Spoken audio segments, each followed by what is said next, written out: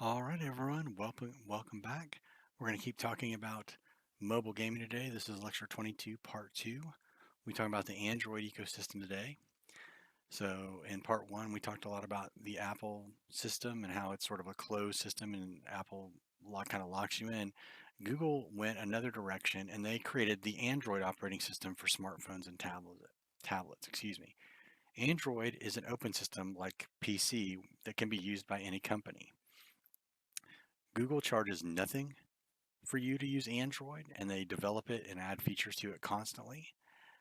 It integrates with Google, all of Google's services, so it works with your Gmail. It works seamlessly with all the Google Docs, Office software, things like that.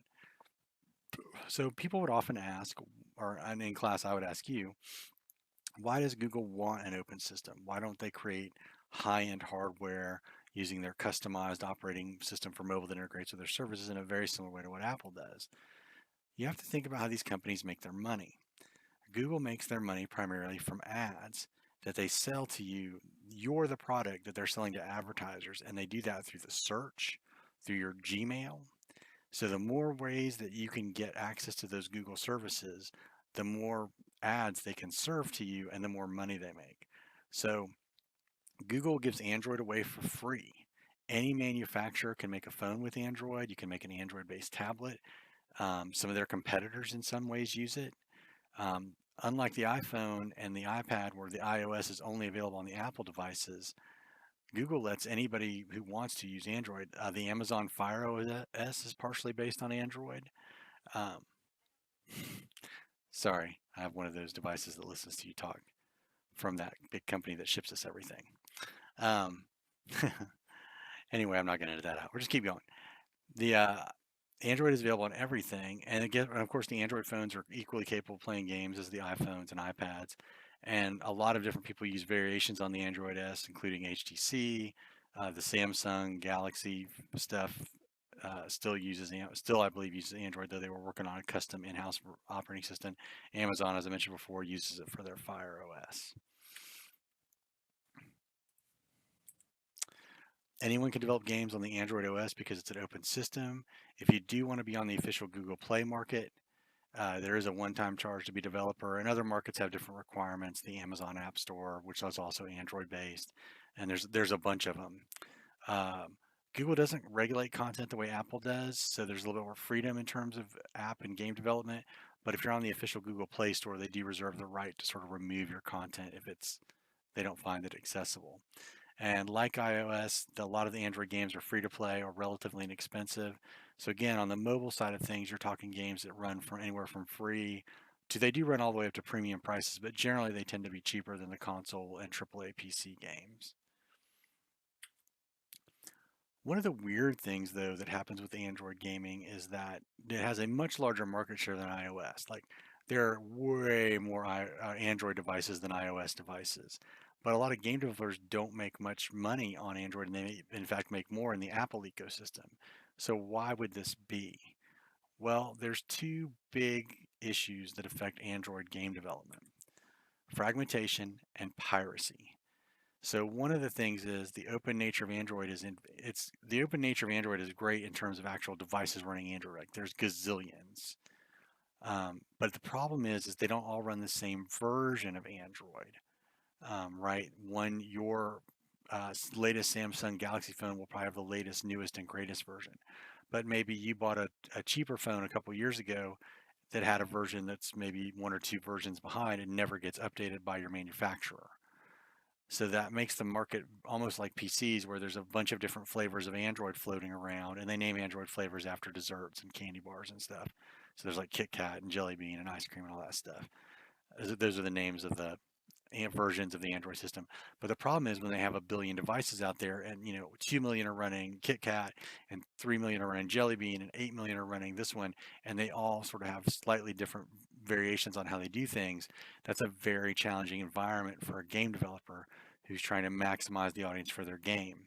So that's fragmentation. Then piracy is another big one. We'll talk about that in turn. So fragmentation, as I just described, is the fact that the ecosystem is humongous. So there's a whole bunch of devices, there's a whole bunch of carriers in terms of cell phone characters, there's a bunch of different software. Android has multiple versions of itself in use at any one time.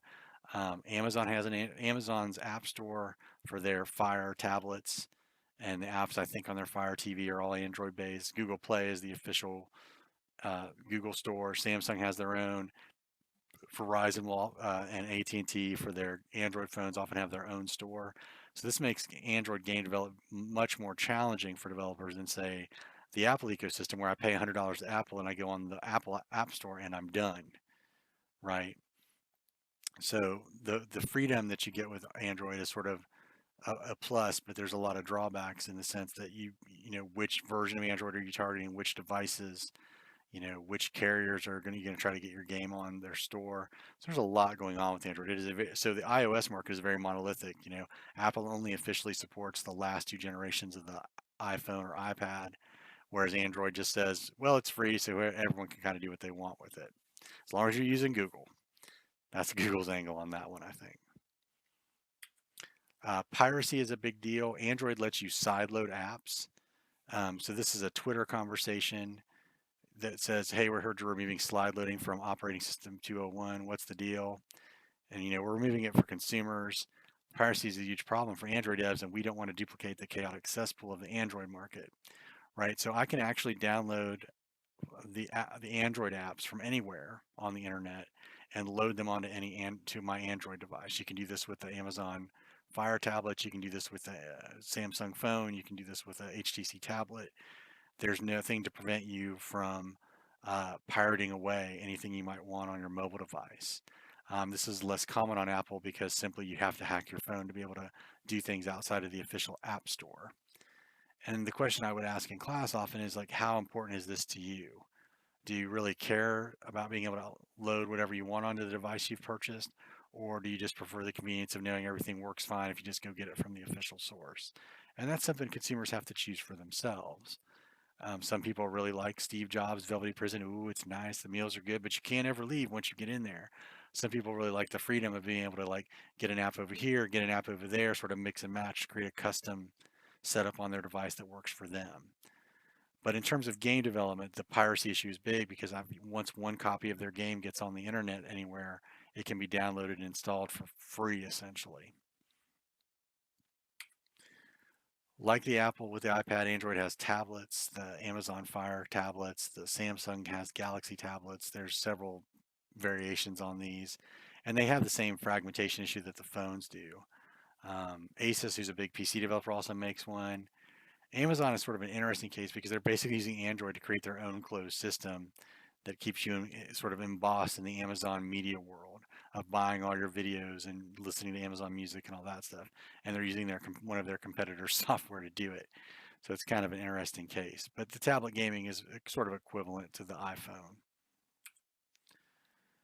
So kind of wrapping up Android, it has more market share than iOS in terms of hardware devices, but it's much more fragmented, which makes it tricky for game developers. Lots of variety in the hardware and software that runs Android.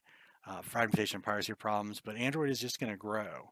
So Google literally gives Android away for free to get people to use Google services so they can sell ads and leverage all the work they've put into the Google ecosystem. And so Android isn't going to get any smaller because anybody can use it and modify it and then put it on their devices. So they're sort of the two big players now in the mobile phone space because Windows Phone is essentially dead and sort of dropped out, and that just pretty much leaves the iOS and Android to work for market share and sales. So that's where we'll leave mobile gaming, knowing that it's the biggest part of the market for the game industry. It's the biggest segment of the game industry at this point. Both game developers can make money in both systems. Android offers some challenges, but in terms of fragmentation and piracy. But honestly, the iOS system, because it's closed, if Apple decides they don't like your game, you're just out of luck. So it's a very challenging development in its own right as well. But they have different aspects that affect how we use them as consumers. All right, that's it for lecture 22. We'll be back with lecture 23 and talk more in depth about casual gaming. I hope everybody's well.